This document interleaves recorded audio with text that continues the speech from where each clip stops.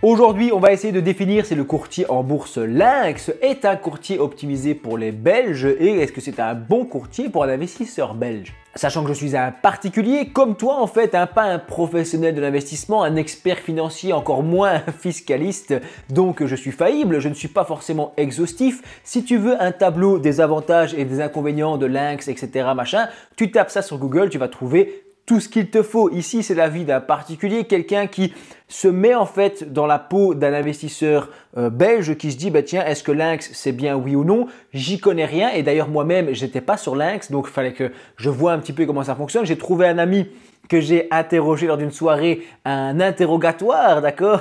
Le pauvre, pendant 20 minutes, il m'a montré tout. Après, il était content, franchement. Les gens, généralement, ils aiment bien montrer leur truc d'investissement, tout ça, tu vois. Finalement, il n'a pas été maltraité.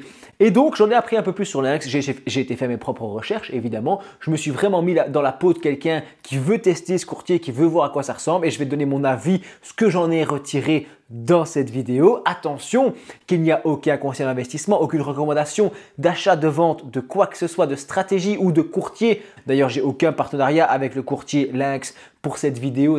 Je ne les ai pas contactés. Je fais ma vidéo en toute transparence. Si tu me connais déjà, si tu es déjà abonné, c'est bien. Si tu n'es pas abonné, il faut t'abonner. Tu as compris donc que les informations que je vais te donner sont des informations générales, des grands avis. Ce n'est pas exhaustif. Je ne vais pas rentrer dans les détails à fond. Je donne des grandes lignes et ce que j'en ai retenu comme ça, tu vois, comme si c'était une discussion où je dis bah tiens, ok, moi j'ai un peu, je me suis renseigné sur Lynx. Qu'est-ce que j'en pense? Première chose, je peux te dire que Lynx a vu le jour en 2006 à Amsterdam, aux Pays-Bas. J'ai l'impression de me répéter dans mes vidéos tests parce que j'ai beaucoup de courtiers en bourse viennent des Pays-Bas. Mais bref, Lynx, dès le départ, avait un partenariat avec Interactive Brokers. J'espère que tu connais probablement. Ils ont plusieurs courtiers qui sont avec eux. C'est un outil très puissant. Ils ont accès à beaucoup de placements financiers et à des outils de trading, etc.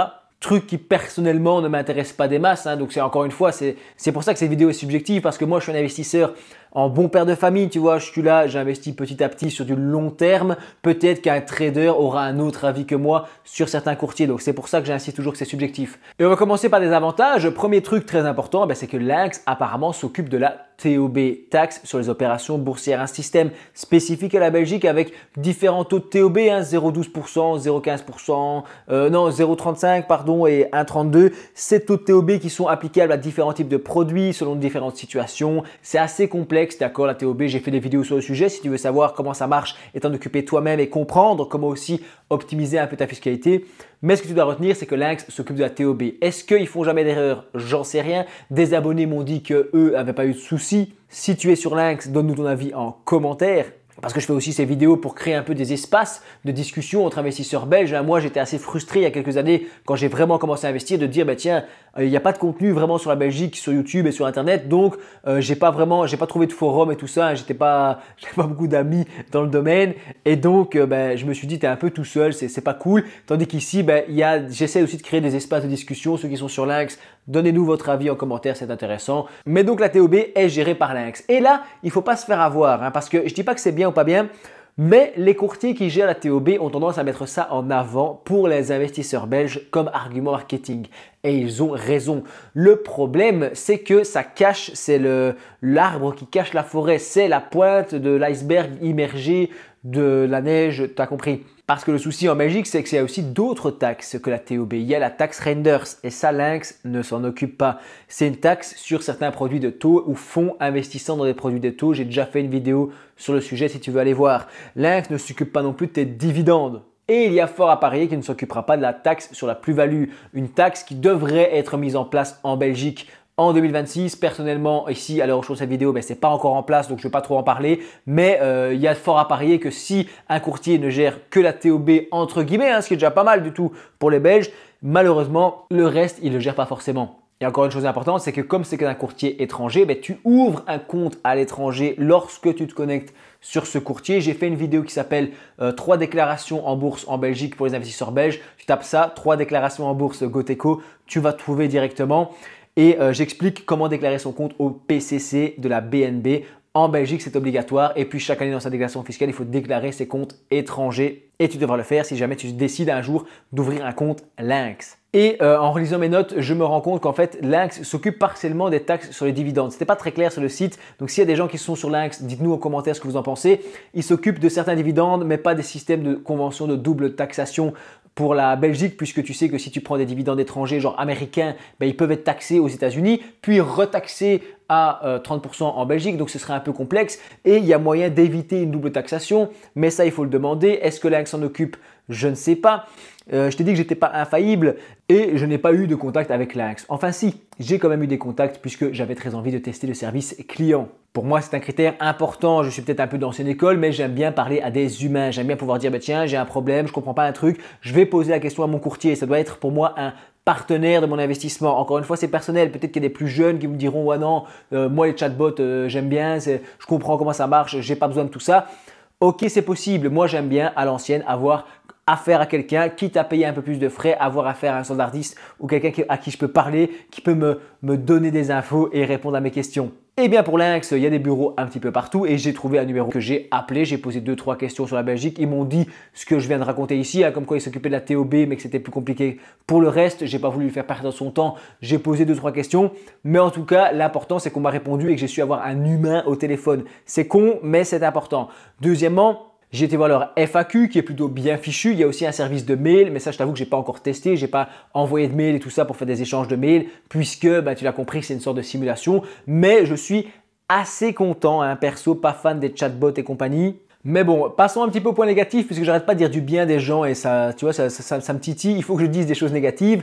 Première chose, il n'y a pas It's Me, d'accord? Pour les Belges, c'est quand même cool, d'accord? C'est un système qui est chouette, il faut que j'arrête de dire d'accord. Chez Lynx, il y a un système de fractionnement de parts, donc les actions des ETF peuvent être achetées en différentes parts. C'est possible de prendre un ETF qui coûte 500 €, 600 € et d'acheter seulement 50 €, 100 €. Ce qui est quand même une bénédiction pour les petits budgets, les gens qui ont 200, 300 € à investir par mois, ce qui est déjà très bien, les gars. Et ben tu te dis, ben voilà, je peux prendre plusieurs parts à 100 € et faire un DCA et acheter mensuellement plusieurs trucs. Tandis que si tu es obligé d'acheter des parts entières en fractionnement, sans fractionnement plutôt, tu dis bah ok, je dois acheter à 500 € une part, c'est compliqué, il faut que j'économise 2 mois pour pouvoir l'acheter, puis je suis bloqué. Enfin, bref, je comprends que ce soit un petit peu ralent. Derrière ici, le fractionnement, c'est aussi un problème au niveau de la solvabilité. Tu te demandes où va cet argent. Quand moi, il y a une action à 700 €, d'accord? Je prends une part à 100 € et du coup, c'est 1/7 de la part. Les 6 autres septièmes de part vont où? Dans un système ainsi. Est-ce que c'est Lynx qui va les garder pour moi? Et donc risquer d'avoir une plus-value, c'est bien, mais ou alors risquer d'avoir une moins-value, ce qui pose un problème de solvabilité? Ou est-ce qu'il prend une part pour moi et d'autres parts pour d'autres? Tu vois, c'est un peu complexe en fait, comment ça va se passer tout ça. Et le fractionnement, en fait, c'est bien de l'avoir, c'est un point positif pour Lynx, je ne peux pas le mettre ailleurs, c'est un point positif, mais ça reste une pratique qui est légèrement controversée, je ne sais pas ce que tu en penses. Par contre, malheureusement, j'ai vu qu'il n'y avait pas de système de plan programmé où tu peux directement automatiser tes investissements. Apparemment, ce n'est pas disponible, peut-être que ça se mettra en place au fur et à mesure. Dites-nous tout ça en commentaire, ceux qui connaissent bien Lynx. Derrière, au niveau d'application, j'ai pu la tester avec mon pote. Pas très longtemps, mais sur 10-20 minutes, j'ai pu un peu voir comment ça fonctionnait. Il m'a montré 2-3 ordres avec tout ça. J'ai trouvé ça plutôt instinctif, plutôt classique, même si c'était fortement axé sur le trading, tout ce qui est système avec des ordres complexes, etc. que moi, j'utilise jamais. J'utilise personnellement 2 ordres. L'ordre au marché pour acheter au prix du marché, quel que soit le prix, ou l'ordre limite où je peux placer une limite. Les stop loss, les machins, les bazars, j'avoue que personnellement, en tant que petit investisseur particulier en actions et ETF à long terme, j'utilise pas grand chose d'autre. Donc, ça m'a un peu pollué quand j'ai commencé à regarder ça. Et encore, je suis un petit peu connaisseur un minimum. Et donc, je me dis pour un débutant, ça peut un peu rebuter au départ. Après, peut-être que toi, tu cherches une application plus axée trading et donc ce que je dis n'a pas de sens. Encore une fois, tout dépend de qui fait quoi et du profil de chacun. D'un point de vue fiabilité, il y a quand même quelques points noirs. J'ai entendu parler d'un système de dépôt minimum de 3 000 €. Confirmez-moi ça en commentaire. Tous les abonnés là, qui sont sur Lynx, qui m'ont demandé de faire une vidéo sur Lynx, dites-moi en commentaire. 3 000 € de dépôt minimum. Moi, ça me fait un peu peur. J'aime pas trop ça. Tu vois, j'aime pas trop me dire je vais ouvrir un compte et devoir mettre un dépôt minimum d'argent. Moi, ça m'embête, tu vois. Après, peut-être que je suis encore une fois de l'ancienne école et que je suis rigide, c'est possible, ma femme dira peut-être ça, tu vois. Mais de manière générale, je suis pas fan de devoir faire ça. Ça m'a un peu refroidi, je vais pas te le cacher, même si j'avais quand même plusieurs points positifs que j'ai partagés en début de vidéo qui sont quand même très encourageants. Mais moi, en tant que testeur, tu vois, voilà, je me suis dit, je vais pas ouvrir moi-même un compte pour tester et devoir déclarer mon compte et mettre 3000 € d'apport minimum. Non, c'est mort, je vais pas faire ça, tu vois. Donc, je l'ai fait via un ami, mais pour moi, c'est un point qui n'est pas positif de devoir faire un dépôt minimum. Niveau fiabilité, Lynx, il est géré par l'AFM aux Pays-Bas, donc c'est le régulateur là-bas, qui est plutôt correct, de ce que j'ai pu en comprendre. Une garantie des actifs à hauteur de 20 000 €. Ça, c'est classique, c'est à peu près partout. Par contre, j'ai vu qu'il n'y avait apparemment pas de garantie des dépôts en espèces sur le compte. D'habitude, on est entre 20 000 et 100 000 € de garantie pour les espèces. Et ici, j'ai rien trouvé. Peut-être que c'est moi qui suis nul, que j'ai pas d'allure, que j'ai pas trouvé l'info. Dites-moi encore une fois ça en commentaire. Mais j'ai pas trouvé l'info, ça m'a un peu refroidi. Je me dis, tiens, ils devraient mettre ça en avant. Combien est-ce qu'ils vont gérer? Et pas de protection des dépôts, ce serait quand même un petit peu compliqué. Ensuite, j'ai cru comprendre que Lynx faisait dans le prêt de titres. Ça signifie que tes titres qui sont mis chez Lynx peuvent être ensuite prêtés à des traders, des investisseurs ou des institutions pour se faire de l'argent. Ça permet de diminuer les frais. On va en parler d'ailleurs des frais, c'est important. Et ça permet aussi de se faire un peu d'argent pour la plateforme. Mais c'est une pratique qui est plutôt, encore une fois, controversée, qui est un peu complexe où tu te dis, tiens, s'il commence à prêter des titres et que l'autre là-bas il fait n'importe quoi, est-ce que ça pose pas des problèmes de solvabilité, etc. Même si apparemment on peut désactiver cette option. Ce qui n'empêche pas que je ne suis pas fan de cette pratique puisque même si je désactive l'option, d'autres personnes peuvent l'activer et ça crée donc un système de complexité au niveau de la solvabilité, je trouve. Encore une fois, je mets vraiment des gants, mais jusque là parce que c'est une vidéo plus subjective où je donne un avis et un ressenti personnel par rapport à ce que j'ai pu chercher. À un instant T, ça peut évoluer. Un autre investisseur peut te donner un avis complètement contraire. Parlons donc des frais. Apparemment, on est sur un système de 6 € minimum. Ce qui n'a pas l'air d'être le plus cher non plus, Il y a des courtiers qui sont plus chers que ça, mais il y a aussi une grande quantité de courtiers qui sont moins chers. Donc je le mettrai en OK, en mode niveau milieu, tu vois, 5, 6 sur 10. Il y a des courtiers avec 1 € de frais en moyenne, il y a des courtiers avec 10 € de frais en moyenne, donc 5, 6 € de frais. Ça a l'air plus ou moins correct dans la moyenne, sachant qu'ils s'occupent de la TOB, mais sachant aussi tous les points négatifs que j'ai pu te dévoiler. Donc pour conclure, et c'est le moment important, moi sache que je donne les grandes lignes, d'accord, je donne un avis général, je parle devant une caméra. Peut-être qu'il y a des choses dont j'ai pas parlé, je ne suis pas exhaustif, je ne suis pas parfait non plus, j'ai peut-être pas tout compris aussi, c'est possible. Donc cet avis, il vaut ce qu'il vaut, ça reste un avis subjectif d'un simple particulier belge qui investit en bourse et qui s'est un peu intéressé à Lynx. J'attends vraiment vos retours en commentaire si vous êtes dessus. Apparemment, il gère assez bien la TOB.